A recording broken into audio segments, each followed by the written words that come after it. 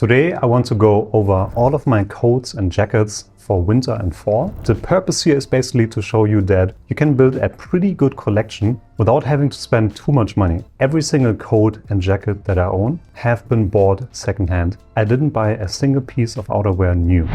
The first jacket right here is by Gand, and actually Gand is a surprisingly underrated brand on the secondhand market because you can get a lot of jackets and coats that have been made in Portugal with pretty nice classic designs for very reasonable prices. And this particular one is sort of my poor man's version of a barber jacket because I don't really need a barber jacket that much, and this one cost me only about 50 euros, I think. What I particularly love about it is the length, because it's long enough to wear over a sport coat, and it also gives the whole outfit a better proportion. And it's reasonably warm also. I can even wear this in the beginning of winter. I love the corduroy color as well, and the brown color of the jacket also works really well. And this has definitely been one of my most worn pieces, and I'm very happy that I bought it.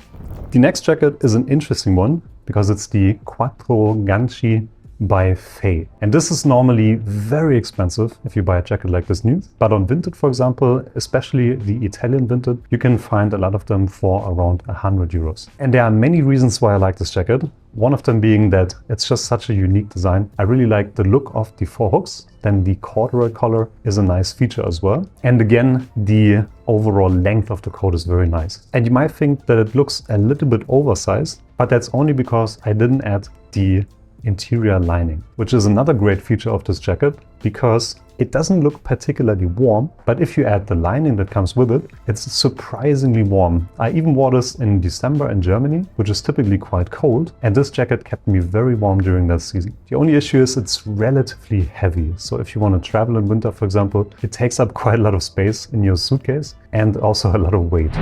The next piece of outerwear is my absolute favorite coat that I have. And if I would only have one coat, I would probably keep this one because I enjoy it that much. And it's a vintage coat by Bugatti. Bugatti as a brand is usually not the best brand for menswear, but on the second-hand market, there are actually quite a few vintage items that are very interesting. And this includes this coat right here, for example. The color of the coat is absolutely beautiful. It's quite substantial, and that's something that's really difficult to find. And then, of course, the beautiful large herringbone pattern and the raglan shoulders, the overall length of the coat, and it's extremely comfortable, and you can just feel that it's really well made. I bought this coat on Vinted for 150 euros.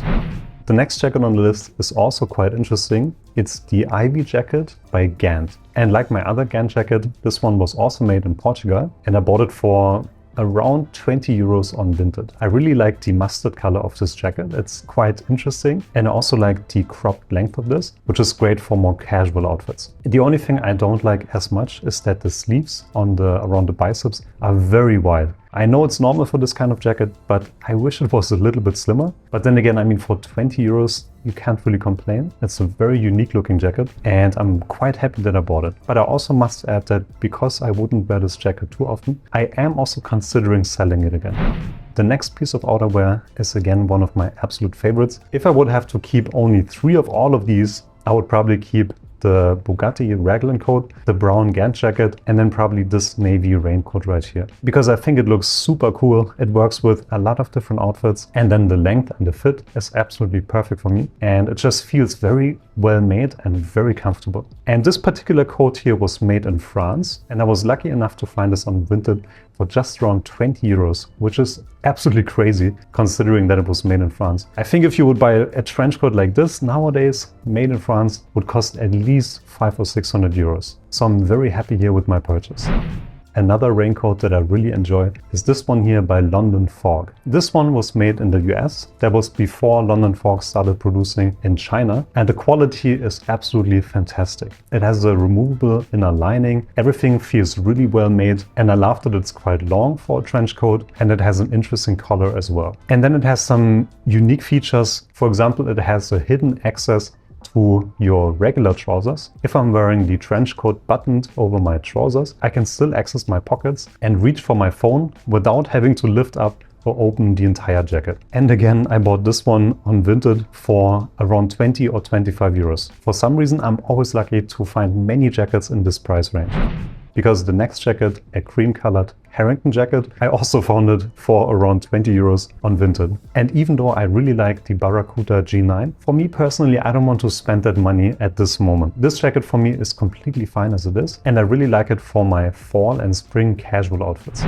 Next up, I have another raglan coat. I bought this one here for 50 euros on Vinted. And what I like about it is, of course, the color, because mid-gray is very versatile for a raglan coat, especially with a large herringbone pattern like this. What I don't like as much is the collar, because it just doesn't look as nice as the one from Bugatti. And also the pocket position is a bit weird because the entrance to the pocket is very slim and a little bit too high, which is much better on the Bugatti jacket as well. But I do like the length of it, I like the design and the color. And if I would have to travel in winter, I would probably bring the Bugatti coat and then this one, and I would be covered for many situations.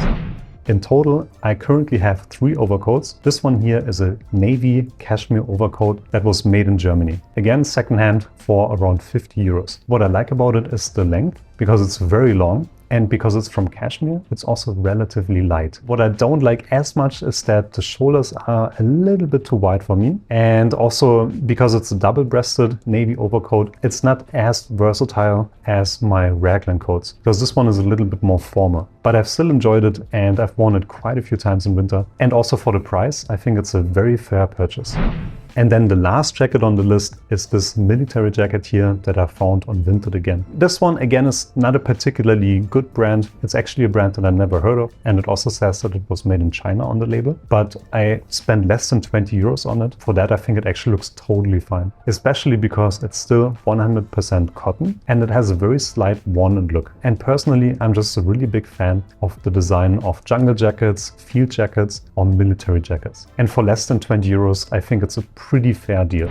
So this was my current outerwear collection. If I combine all the costs together, it's probably still less than 600 euros, which means that for the price of one new raglan coat, I basically got 10 different types of outerwear. So for me personally, these are one of the best items to buy secondhand. But I would love to hear which jackets or coats are your personal favorites in your collection. Let me know in the comments below. And if you enjoyed the video, leave a like, subscribe to the channel, and see you next week.